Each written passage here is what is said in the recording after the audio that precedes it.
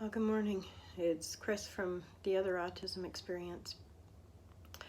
I made a decision today to definitely come and be with Katie.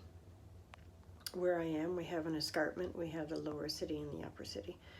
And right now, there's pretty much a snowstorm happening. And although I have Nathaniel at home, he's high enough functioning that we're able to communicate. So he does have his computer we can message back and forth with. He also has a phone that he really doesn't know how to use, but he can text. If I need to call him, he'll answer, because that's one of our big ones. His phone has 5 phone numbers in it, and those are the only ones he's allowed to answer. If somebody message your phones, and if he needs somebody, he can message them. He has his lunch ready, his all-day snacks. He can get his own cereal, and we even have some frozen foods that are microwavable that he's fine. I have neighbors I can call upon, friends I can call upon to go check on him if I need to. But he is higher functioning now that we can. But Katie is not. Katie would be on her own the whole day. She does not have the capability of contacting anyone, or really the understanding if there's an emergency and she needs to go find someone. And right now the snow is blowing to such a degree that it was difficult to get from where I am near the bay through the city to get up the escarpment, which to this point has not been plowed, and down a few streets that definitely have not been plowed. But it was my choice to make sure I came up to keep her safe. Mom's already at work, headed out earlier than me. The storm's now really kicked up. Hopefully the plows will be out and we'll be able to get home later. These are some of the pitfalls of being a single parent. I'm the only one to do the shoveling. I'm the only one to clear off the car. I'm the only one who's doing all of it. Yeah, a lot of people can say, well, I taught my son too. I've taught him an awful lot. And at this stage of the game, I'm not ready to teach him more. As we go along, fine. But I'm drained. I'm worn out. This has been a really bad year for a lot of things, and even though I've always had used to have a happy-go-lucky attitude, every time I get hit with something, you just turn around and say, hey, okay, how are we getting out of this? How are we going to turn this around and make it positive? Because that's always been who I've been, except so many things hit so hard this year, including another one yesterday, and it's only a few days before Christmas, and I'm trying to find a positive attitude toward it, toward everything, toward absolutely everything. So my decision to come up and stay with Katie for the day instead of staying down the mountain, what we call the mountain, the escarpment, with my son, is, yeah, it might be a rough understanding for some people, but when you have two and one's a lot higher functioning than the other, you go with it. My instinct is right. I don't want her being on her own, and it's my job.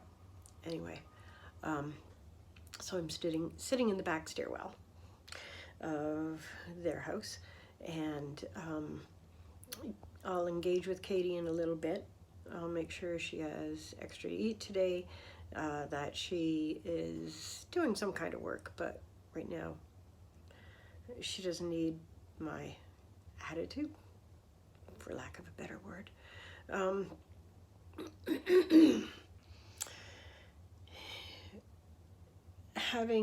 I haven't worked with others before. I've really stuck to my own. Nathaniel was so severe, and there was so much that we needed to do with doctor's appointments and school appointments and therapies and just trying to teach him not to scream, just communication. All of it. He's come such a massive way. Long way to go if we think he's going to be able to live on his own, but I don't think so. He will always have to have somebody help take care of him. Next step in the new year after Christmas is going to be teaching him how to cut his vegetables and putting them in his containers and be ready for his lunch, whatever else he's choosing. It takes a long time. We all know that. No matter what you're trying to do, no matter how old they are. You can't just do it.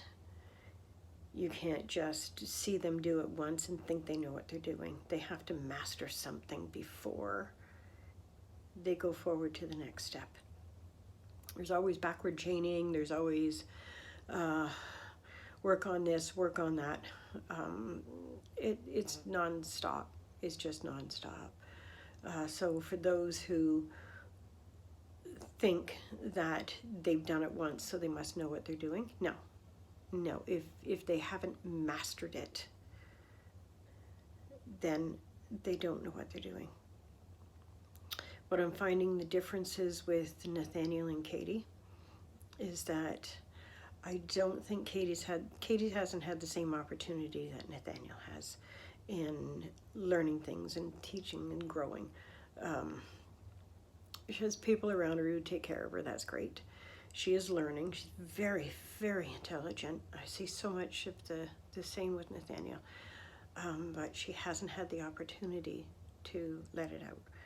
She hasn't had somebody say to her, okay, let's do this, and we'll do it slowly, and let me see what you're doing, and we'll work on it, and we just work on it, and work on it, and work on it. And I've even seen some improvements on it already. But it's hard because you have to keep going at a slow pace, at their pace, until they understand. A lot of times our joking is we get frustrated, myself and my best friend who's also his worker. We get frustrated because there are days where we have to ask the exact same thing 5 different ways until Nathaniel figures it out. So that's how I'm working with Katie as well. She seems to understand it quicker than Nathaniel, so I'm very happy. We definitely are 2 peas in a pod trying to figure it out. Working with Mom as well. But yeah, I'm so happy. I come in the door and Katie greets me now. It's wonderful. She says hello, she says goodbye, she says all of those things. Immediately I came in today and Katie's first words are, can we talk? Can we have a talk in the living room, please? I thought, okay, that's pretty specific. And that's wonderful. I'm sure that's what happens with her and Mom. Or someone, I don't know. She does do a day program as well. She has told me she doesn't like it when people watch her eating or doing her painting or doing her drawing or doing her writing, whatever it is she's doing, her workbook. She does not like it when people are watching her, and she doesn't like it when they're really loud. So I'm always trying to come up with things for her to think about. When the others are really loud, I say, well, they're very excited to see their friends, especially after a weekend. And she'll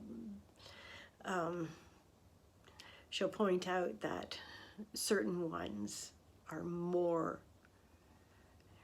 rambunctious vocally than others in the course. And she will very specifically say that she does not like certain things at the day program. So when we're together, even at my house, sometimes once a week I bring her down to my house, and we,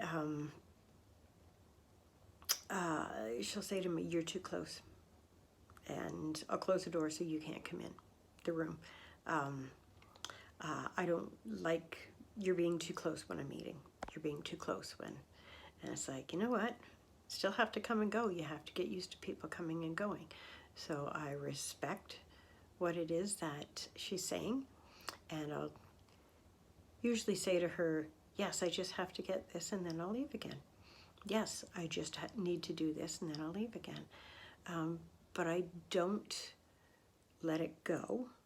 I give her reasons as to why we're there or how quick I'm going to be. I did this for the longest time with Nathaniel. Now he just shoos me out the door. When he doesn't want me in his room, he opens the door and gestures with his hand. I can leave now. But that's a whole different story because we have quite the sense of humor to be able to do those things now. But yes, I'm seeing a difference in both. Today's main topic is basically, I made a decision to sit with Katie because I know there's no communication between her and her mom or me or even a neighbor. So we finally got our snow before Christmas, and yes, that is quite a storm.